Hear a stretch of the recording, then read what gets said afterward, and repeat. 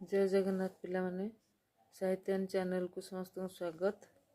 आमे गला क्लास रे रसकल्लोल रचयिता दीनकृष्ण दास विषय रे आमे आलोचना करथिले। तांगर परिचय जानिथिले, केमिति से तांकर ई काव्यटी को रचना करछन्ती से विषय रे मध्ये आमे आलोचना करथिले। तांकर धर्म विश्वास से केंदी समन्वयवादी कवि, उभय गौड़ीय वैष्णव धर्म एवं उत्कलीय वैष्णव धर्मर पृष्ठपोषक थिले। मानवर मुक्ति पाई ज्ञान कर्म और भक्ति आवश्यक बोली उत्कलीय माने कहतिला बेले गौड़ीय वैष्णव माने कहतिले निरोला प्रेम भक्ति को मुक्तिर मार्ग भाव में ग्रहण कले भगवान सानिध्य मिली थाए। ये जो उभय धर्म को से ग्रहण करथिले। दीनकृष्ण दास उत्कलीय वैष्णव धर्म रे विषय आग्रही थिबा माने विशेष आग्रही थिबा रसकल्लोल तथा तांको अन्यान्य काव्यरू जना पड़े। तबे से विषय रे आमे आलोचना करथिले। आज आमे से दीनकृष्ण दास टिके धर्मवत विषय रे टिके पढ़ी आलोचना करे टॉपिक ऊपर को जिबा। तबे दीनकृष्ण दास ज्ञान मिश्रा बा ज्ञानश्रयी शाखार बोली तांको निर्विवाद कह जाय पारे। माने से उत्कलीय वैष्णव धर्म को ग्रहण करथिले। तबे ओडिसी वैष्णव धर्मर साधकगण एही मार्गर पथिक थिले। रसकल्लोल रसविनोद और जगमोहन छांद एही ग्रंथ गुड़िक दीनकृष्ण प्रथमे नीलाचल बिहारी श्री जगन्नाथ अवतारी भाव में वर्णना करी काव्य आरंभ करथिले। तबे रसकल्लोल कवि प्रभु श्री जगन्नाथ पदारविंदर ध्यान करने सज्जन मानक प्रथम अनुरोध करथिले। एथिरु जना पड़े जे दीनकृष्ण दास उभय ज्ञान मिश्रा भक्ति रे विश्वास करथिले।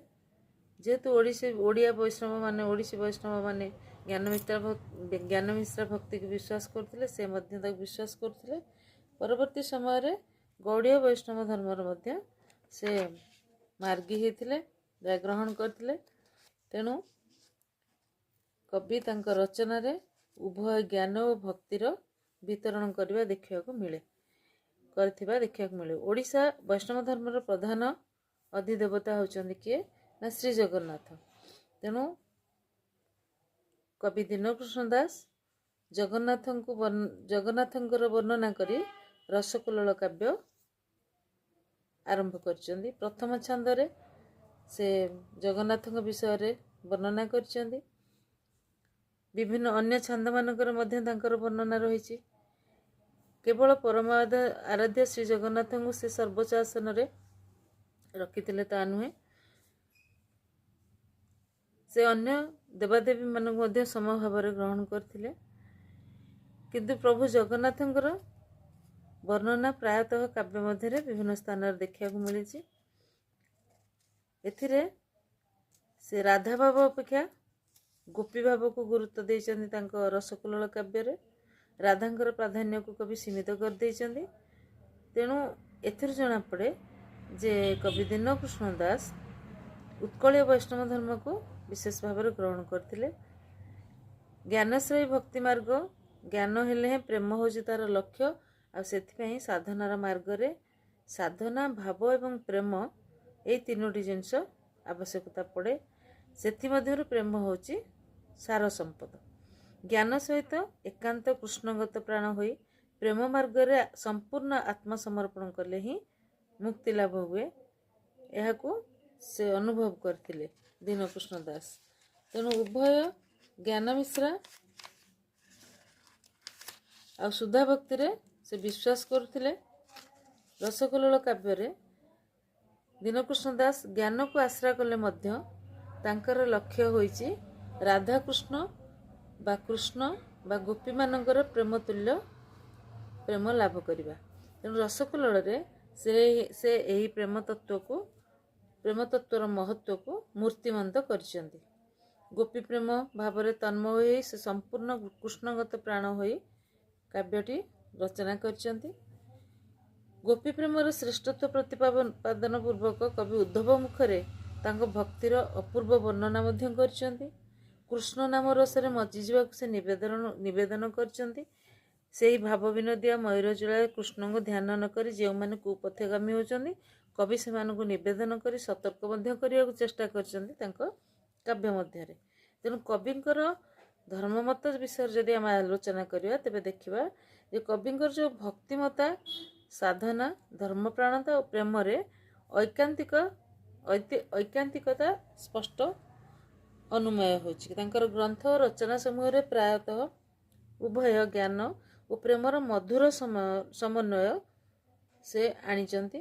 ଦୀନକୃଷ୍ଣଙ୍କ ତୁଲ୍ୟ ପ୍ରେମ ପଞ୍ଚାମୃତକାର ଭୂପତି ପଣ୍ଡିତ, ରହସ୍ୟମଞ୍ଜରୀ କବି ଦେବଦୁର୍ଲ୍ଲଭ ଦାସ, ଏମାନେ ସମସ୍ତେ ଓଡ଼ିଶୀ ବୈଷ୍ଣବ ହେଲେ ମଧ୍ୟ ସେମାନଙ୍କ ଗ୍ରନ୍ଥରେ ପ୍ରେମ ଭକ୍ତିର ଶ୍ରେଷ୍ଠତ୍ୱ ପ୍ରତିପାଦିତ ହେଇଛି। ତେବେ ଏହି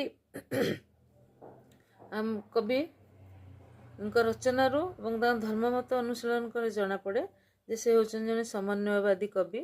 ତାଙ୍କ ଧର୍ମମତ ଯେତେ ଆମେ ସବୁ ଆଲୋଚନା କରିଥିଲେ ମଧ୍ୟ ତାହା ସମ୍ପୂର୍ଣ୍ଣ ମନେ ହୁଏନି, କାରଣ ତାଙ୍କ କାବ୍ୟ କବିତାରୁ ପ୍ରତୀତ ହୁଏ ଯେ ସେ ଜଣେ ବୈଷ୍ଣବ ଧର୍ମାବଲମ୍ବୀ ଉଦାର ସମନ୍ୱୟବାଦୀ କବି। ଉତ୍କଳୀୟ ଓ ଗୌଡ଼ୀୟ ବୈଷ୍ଣବମାନଙ୍କ ମଧ୍ୟରେ ଥିବା ସଂଘର୍ଷକୁ କବି ପ୍ରାଣ ଗ୍ରହଣ କରିପାରି ନାହିଁ। ଦୁଇ ବୈଷ୍ଣବ ମତବାଦ ଭିତରେ ସମନ୍ୱୟ ଆଣିବା ପାଇଁ ସେ ତାଙ୍କର ରଚନା ସମୂହରେ ଚେଷ୍ଟା କରିଛନ୍ତି। ହୃଦୟରେ ଦୁଇ ବୈଷ୍ଣବ ମତବାଦ ଭିତରେ ସମନ୍ୱୟ ମଧ୍ୟ ଆଣିଛନ୍ତି। ଉଦାର ଭାବ ପୋଷଣ କରି ସମନ୍ୱୟଶୀଳ ଭାବ ପ୍ରକାଶ କରିବା ହେଉଛି ଏକ ଉତ୍କଳୀୟ ପରମ୍ପରା। ଏହି ଦୃଷ୍ଟିରୁ ଉତ୍କଳର ବଡ଼ ଠାକୁର, ଶରଣପଞ୍ଜର ଭକ୍ତବତ୍ସଳ ଦେବଦେବ ଶ୍ରୀ ଜଗନ୍ନାଥ ଏହି ସମନ୍ୱୟର ଏକ ମୂର୍ତ୍ତିମନ୍ତ ଅବତାର ବୋଲି ମଧ୍ୟ ଆମେ ଗ୍ରହଣ କରେ। କାରଣ ଯେତେ ସବୁ ଧର୍ମ ଆମ ଉତ୍କଳର ମାଟିରେ ଆସିକି ଧର୍ମ ପ୍ରଚାରକମାନେ ପ୍ରଚାର କରିଥିଲେ, ସର୍ବଶେଷରେ ତାହା ଜଗନ୍ନାଥଙ୍କଠାରେ ଏକୀଭୂତ ହୋଇଯାଇଛି। ସବୁ ଧର୍ମର ସମନ୍ୱୟ ଦେବତା ବୋଲି ମଧ୍ୟ ତାଙ୍କୁ ଗ୍ରହଣ କରାଯାଏ। ଶ୍ରୀକ୍ଷେତ୍ର ଧାମରେ ବହୁ ଧର୍ମର ଲୀଳାଖେଳା ଲାଗି ରହିଛି, ଆଗରୁ ମଧ୍ୟ ଲାଗି ରହିଥିଲା। ବହୁ ଧର୍ମ ସ୍ରଷ୍ଟା ଏବଂ ପ୍ରଚାରକମାନେ ଶ୍ରୀ ଜଗନ୍ନାଥଙ୍କୁ ନିଜର ଦେବତା ବୋଲି ମଧ୍ୟ କଳ୍ପନା କରି ଯାଇଛନ୍ତି। ଯେଉଁ ଶ୍ରୀକ୍ଷେତ୍ରରେ ଏଭଳି ଏକ ଆଦର୍ଶ ଯୁଗ ଯୁଗ ଧରି କାର୍ଯ୍ୟ କରି ଆସୁଛି, ସେହି ନୀଳାଚଳ ନାଥଙ୍କୁ ଧ୍ୟାନ ଧାରଣ ତଥା ଇଷ୍ଟଦେବ ବୋଲି ଗ୍ରହଣ କରି ସେ ସମନ୍ୱୟବାଦୀ ଭାବରେ ନିଜର ପରିଚୟ ପ୍ରଦାନ କରିଛନ୍ତି। ସେଥିପାଇଁ ଭକ୍ତ କବି ଦୀନକୃଷ୍ଣ ରସକଲ୍ଲୋଳ ତଥା ତାଙ୍କର ଅନ୍ୟାନ୍ୟ ଯେତେ କାବ୍ୟ ରହିଛି, ସବୁ କାବ୍ୟରେ ଶ୍ରୀ ଜଗନ୍ନାଥ ଏବଂ ଶ୍ରୀକୃଷ୍ଣ ଉଭୟଙ୍କ ପ୍ରଶସ୍ତି ଗାନ କରିବା ସଙ୍ଗେ ସଙ୍ଗେ ଉତ୍କଳୀୟ ଓ ଗୌଡ଼ୀୟ ବୈଷ୍ଣବମାନଙ୍କ ମଧ୍ୟରେ ଏକ ସମନ୍ୱୟ ସ୍ଥାପନ କରିଛନ୍ତି। ଆରମ୍ଭରୁ ପିଲାମାନେ ତାଙ୍କୁ ଉତ୍କଳୀୟ ବୈଷ୍ଣବ ଧର୍ମ କ'ଣ ଏବଂ ଗୌଡ଼ୀୟ ବୈଷ୍ଣବ ଧର୍ମ କ'ଣ, ସେମାନଙ୍କର ମୁଖ୍ୟ ନୀତି ଆଉ ଆଦର୍ଶ କ'ଣ ଥିଲା ଆଉ କେଉଁମାନେ ଏହାର ପ୍ରଚାରକ ଥିଲେ, ସେ ବିଷୟରେ ମୁଁ ସୂଚନା ଦେଇଥିଲି। ତେଣୁ ବର୍ତ୍ତମାନ ଦୀନକୃଷ୍ଣଙ୍କର ଧର୍ମ ମତବାଦ ବିଷୟରେ ଯଦି ଆମେ ଆଲୋଚନା କରିବା ବା ତାଙ୍କ ଭିତରେ ତାଙ୍କର ସେଇ ଧର୍ମମତ ଉପରେ ମଧ୍ୟ ବେଳେବେଳେ କୋଶ୍ଚିନ୍ ଆସେ, ଲଙ୍ଗ୍ ଟାଇପ୍ କୋଶ୍ଚିନ୍, ତାଙ୍କ ଧର୍ମମତକୁ ପ୍ରତିପାଦନ କର ରସକଲ୍ଲୋଳ କାବ୍ୟର ଅନୁସରଣରେ, ସେତେବେଳେ ତୁମେମାନେ ଦର୍ଶାଇବ ଯେ ସେ କେମିତି ପ୍ରଥମେ ବୈଷ୍ଣବ ଧର୍ମ ବିଷୟରେ ଲେଖିବ, ବୈଷ୍ଣବ ଧର୍ମ କ'ଣ, ତାପରେ ଦେଇକି ଲେଖିବ ଯାହା କେତେ ଭାବରେ ବିଭକ୍ତ ଥିଲା, କେମିତି ଉତ୍କଳରୁ ଉତ୍କଳୀୟ ବୈଷ୍ଣବ ଧର୍ମ ଏବଂ ଗୌଡ଼ରୁ ଗୌଡ଼ୀୟ ବୈଷ୍ଣବ ଧର୍ମ ଏ ଉଭୟ ଦୁଇଟି ଯାକ କେମିତି ଜଗନ୍ନାଥ ଧାମରେ ଏକୀଭୂତ ହୋଇଯାଇଥିଲେ, କେଉଁମାନେ ଏହାର ପ୍ରଚାରକ ଥିଲେ ଆଉ ସେମାନେ କେମିତି ପରସ୍ପର ସହିତ ସମନ୍ୱୟ ସ୍ଥାପନ କଲେ, ଆଉ ପରବର୍ତ୍ତୀ ସମୟରେ ତାହା ସାହିତ୍ୟରେ କେମିତି ପ୍ରତିଫଳିତ ହୋଇଥିଲା, ସେ ବିଷୟରେ ପ୍ରାୟତଃ ଆଲୋଚନା ମୁଁ କରିଦେଲି। ତେଣୁ ସେଇ ଦୃଷ୍ଟିରୁ ତୁମେ ସେତିକି ଲଙ୍ଗ୍ ଟାଇପ୍ କୋଶ୍ଚିନ୍ ଲେଖି ସାରିଲା ପରେ ଦୀନକୃଷ୍ଣ ଦାସଙ୍କ ଧର୍ମପଦ ବିଷୟରେ ଲେଖିବ। ଦୀନକୃଷ୍ଣ ଦାସ କେମିତି ତାଙ୍କ କାବ୍ୟରେ ଉଭୟ ଶ୍ରୀ ଜଗନ୍ନାଥ, ଯିଏକି ଉତ୍କଳୀୟ ବୈଷ୍ଣବ ଧର୍ମର ଆରାଧ୍ୟ ଦେବତା, ଆଉ ଶ୍ରୀକୃଷ୍ଣ ଯିଏକି ହେଉଛନ୍ତି ଗୌଡ଼ୀୟ ବୈଷ୍ଣବ ଧର୍ମର ଆରାଧ୍ୟ ଦେବତା, ଉଭୟଙ୍କର କେମିତି ପ୍ରଶସ୍ତି ଗାନ କରିଛନ୍ତି, ଅବତାର ଭାବରେ ସମସ୍ତେ ଉଭୟଙ୍କୁ ଗ୍ରହଣ କରିଛନ୍ତି, ସେ ବିଷୟ ଆମେ ରସକଲ୍ଲୋଳ କାବ୍ୟରେ ଦେଖିବାକୁ ପାଇବା। ସେ ତାକୁ ପ୍ରତିପାଦିତ କରିଛନ୍ତି। ପ୍ରଥମ ଚାନ୍ଦରେ ସେ ଶ୍ରୀ ଜଗନ୍ନାଥଙ୍କୁ ପ୍ରଥମ ଛାନ୍ଦ ପ୍ରଥମ ପଦରେ ଶ୍ରୀ ଜଗନ୍ନାଥଙ୍କୁ ଏବଂ ଶେଷ ପଦରେ ଶ୍ରୀକୃଷ୍ଣଙ୍କୁ ସେ ସ୍ମରଣ କରି ବନ୍ଦନା କରିଛନ୍ତି। ପ୍ରଥମ ଛାନ୍ଦର ପ୍ରଥମ ପଦ ହେଉଛି କର ସାଧୁଜନ ମାନେ ମନକୁ ଏକ, କର ଧୀରେ ଧ୍ୟାନ ନୀଳାଚଳ ନାୟକ, ଏବଂ ଛାନ୍ଦର ଶେଷ ପଦରେ ଲେଖିଛନ୍ତି କର ଆଜ୍ଞା ସୁର ସୁର ପ୍ରଭୁ ଏତକ, କହୁ ଦିନ କୃଷ୍ଣ କୃଷ୍ଣ କଥା ଅନେକ। ଏଇଭଳି ଭାବରେ ତାଙ୍କର ଯେଉଁ ବର୍ଣ୍ଣନା ଶୈଳୀ ଆମେ ଦେଖିଲେ ଜାଣିବା ଯେ ସେ ଶ୍ରୀ ଜଗନ୍ନାଥ ଆଉ ଶ୍ରୀକୃଷ୍ଣଙ୍କର ଅଭେଦତ୍ୱ ପରିକଳ୍ପନା କରିଛନ୍ତି। ଏହାପରେ ଆମେ ବିଷୟବସ୍ତୁ ବିଷୟରେ ଆଲୋଚନା କରିବା। ଭାବୁଛି ଏତିକିରେ ତୁମମାନଙ୍କର ସନ୍ଦେହ ଏଥିରେ ଦୂରୀଭୂତ ହୋଇଯାଇଥିବ। ତେବେ ପିଲାମାନେ ତମର ରସକଲ୍ଲୋଳର ଚତୁସ୍ତ୍ରିଶନ୍ତ ଛାନ୍ଦ ପଢ଼ିବା। ଏଟା ହେଉଛି 34ତମ ଛାନ୍ଦ। ସଂସ୍କୃତରେ ଲେଖା ହେଇଛି ଚତୁସ୍ତ୍ରିଶଂ ଶତ ଛାନ୍ଦ। ତେବେ ଏଇ ଛାନ୍ଦଟି ରାଗ ବରାଡ଼ି ଆଉ ଆଷାଢ଼ ଶୁକ୍ଳବାଣୀ, ଏଇଟା ତାର ରାଗ ହେଉଛି ବରାଡ଼ି ଆଉ ଆଷାଢ଼ ଶୁକ୍ଳବାଣୀରେ ରଚିତ ହେଇଛି। ଏହି କାବ୍ୟରେ 34ଟି ଗୋଟି ଛାନ୍ଦ ଅଛି। ତୁମର ପାଠ୍ୟ ବିଷୟ ହେଲା 34ତମ ଛାନ୍ଦ।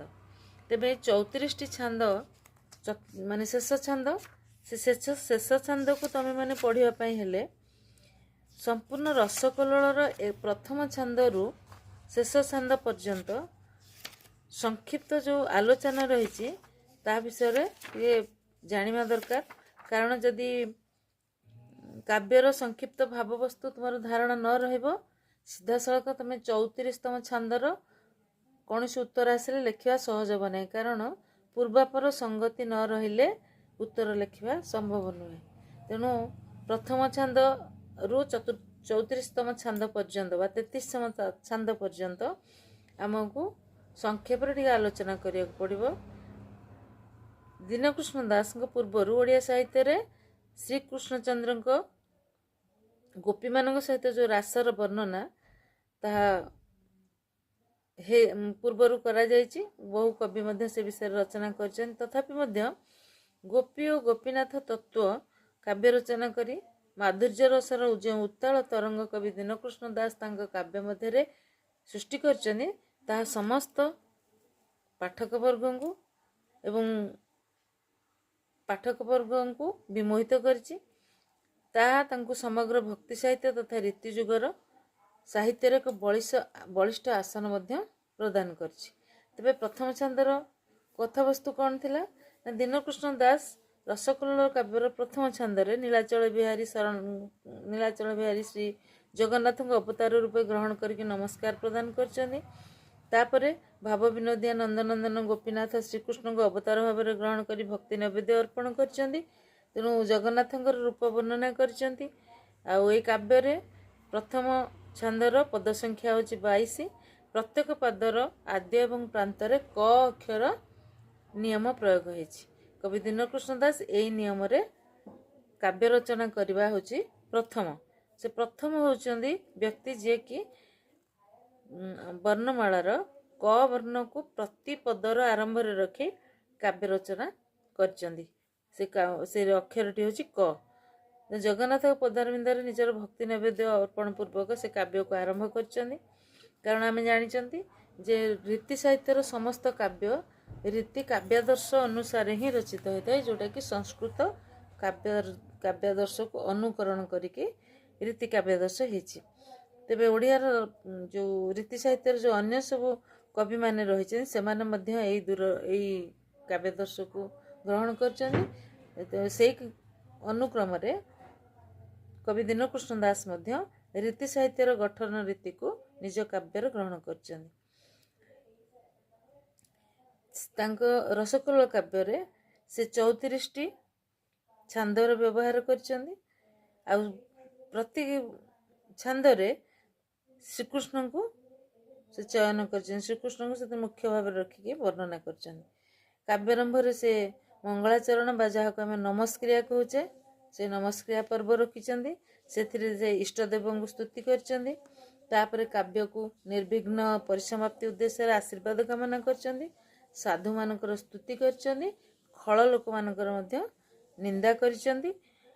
ଆଉ କବି ପ୍ରଥମେ କହିଛନ୍ତି ଯେ ଯେଉଁମାନେ ସଜ୍ଜନ, ଯେଉଁମାନେ ଧାର୍ମିକ ସଦ୍ବଂଶଜାତ, ସେମାନେ ନିଜ ମନକୁ ଏକାଗ୍ର କରି ଏଇ ଶ୍ରୀକ୍ଷେତ୍ରରେ ବିରାଜିତ ମହାପ୍ରଭୁ ଶ୍ରୀ ଜଗନ୍ନାଥଙ୍କୁ ଧ୍ୟାନ କରନ୍ତୁ। ଆଉ ତାଙ୍କର ଗୁଣ କୀର୍ତ୍ତନ କରନ୍ତୁ। ତାଙ୍କୁ ଦର୍ଶନ କରିବାରେ, ତାଙ୍କର ଗୁଣ ଶୁଣିବାରେ, ତାଙ୍କ ଗୁଣ ପ୍ରଖ୍ୟାପନ କରିବାରେ ପାପ ଧୌତ ହୋଇଯାଏ। ତେଣୁ ଭଗବାନ ଶ୍ରୀ ଜଗନ୍ନାଥଙ୍କର ନାମ ସ୍ମରଣ କରି प्रत्येक कार्य आरंभ कले सबुथिरे शुभाशुभ मिली थाए। जुगे जुगे पृथ्वीर दुख निवारण करने भगवान अवतार ग्रहण करते।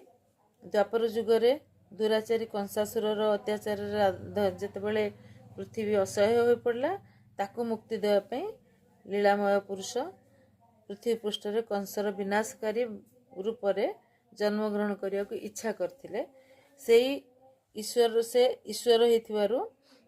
होकर केबे हेले जन्म कि मृत्यु नहीं। तेणु से समस्त ईश्वर तथापि प्रकृति को आश्रय कर से मायावशतः से मायार देह धारण करते। प्राणी मानकर जन्म मृत्यु परी तांकर जन्म मृत्यु नहीं, कारण से ईश्वर। तेबे भगवान स्वेच्छा समन्वय समय संसार मंगल निमित्त अवतार ग्रहण करथांती। जेमिति कि श्रीकृष्ण अवतार ग्रहण करथिले। आ शास्त्र मध्य 10 अवतार विषय वर्णना करा जायछि। तेणु कंसर विनाश करिया पई भगवान गोपपुर रे नंदर कुमार रूप रे कृष्ण नंदर कुमार अर्थात कृष्ण रूप रे अवतार ग्रहण कले। से कौतुक हेले पशुपालक, से वन मध्य गाई चराइले, तांकु गोपाल कहगला। से अखंड आनंद प्रदान करुथुवारु तथा मुक्तिदाता भगवान हेतुवारु श्री जगन्नाथ भाव आम जानिले। से कंस आदि विभिन्न असुरंकर निधन करने को इच्छा करथिले।